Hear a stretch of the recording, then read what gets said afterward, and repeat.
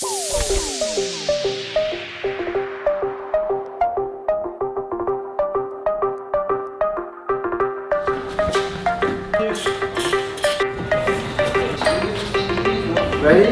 Yep.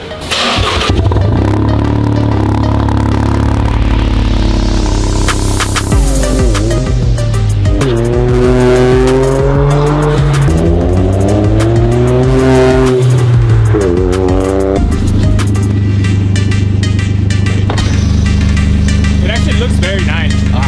No, it looks nice in there. Bye guys.